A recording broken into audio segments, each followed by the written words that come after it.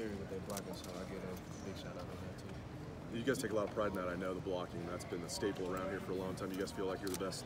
You probably feel like you're the best wide receiving group in the country, but are you specifically the best blocking wide receiving group? Oh yeah, definitely, because we gotta have it all. You know, we try to emphasize on being different. You know, we got all these receiver cores around the country, but what makes you different? So I feel like our blocking make us different, and definitely yards after catch and catching the ball. KJ, your coaches have told us that this team is pretty far away from reaching its ceiling. How much of your potential have we seen as a team? I feel like as a team, just a little, because we grow every game. You know, every game we come closer, and I feel like we made a big step there in Penn State. We grew as a team and as an offense. How did you grow? Like, what did you take from that? We just believing in each other, you know, never put your head down. We fought through it together, you know. We just gained a closer bond even throughout that. KJ, it looked like you were auditioning for the Ohio State band drum major as you went into the end zone, man. Nah, I was just high stepping, you know, Deion Sanders. What is that? We didn't get to talk to you after the game, which is too bad, but what was that feeling like?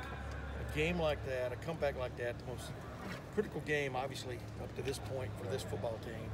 What was it like as you pranced into the end zone? What were you thinking? What were you feeling? Well, I felt like, I heard nothing. You know, the crowd was silent. You could hear a pencil drop in there. So I feel like that was the best feeling. You can make a crowd get quiet like that. I feel like that's the best feeling. But on the inside, what was the pride factor, whatever, how you guys scrambled back in that game?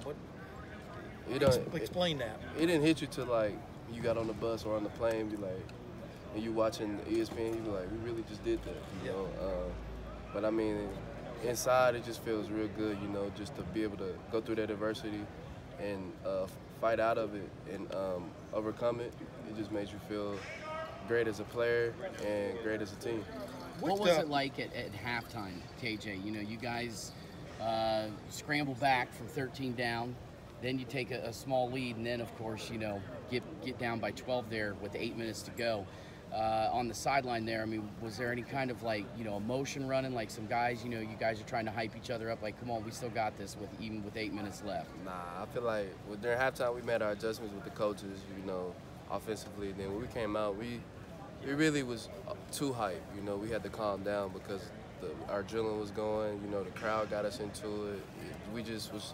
Their crowd got you into it. Yeah, that crowd was yelling. We just wanted to, you know, hush them up, play good. So we was just really, really too hype. You feel me? So I feel like we just had to take a deep breath and come back out and play football. KJ, how long did it take you to buy into the blocking thing? When I first got here, you know, that was just one thing you had to do to be able to play. You had to block first. Yeah. And as you made your touchdown run the other night, you saw Austin. I would think out of the corner of your eye, you saw Terry. I definitely saw Terry, but then after I saw it, I saw Austin. But it's just like the first thing I did when I came to the sideline was thank Terry and Austin. You know, and they could tell you I did. But it's just something we do for each other, and as a team, we know if we want to be the best in the country, we got to have the blocking with it. I was going to say, you said that as I was walking up. Do you think this sets you guys apart as a group? Definitely. Nationally? We try to be different. You can't blend in being the best. So I feel like you got to be a different receiver core, and that's one of the things that make us different. Hey, our blocking. KJ, did you see Johnny Dixon's tackle on the interception? Thanks, man. Yeah, I was in with him. So did they watch it? Did you guys celebrate it the same way? I know Terry's getting a lot of the talk. Like, yeah, see definitely.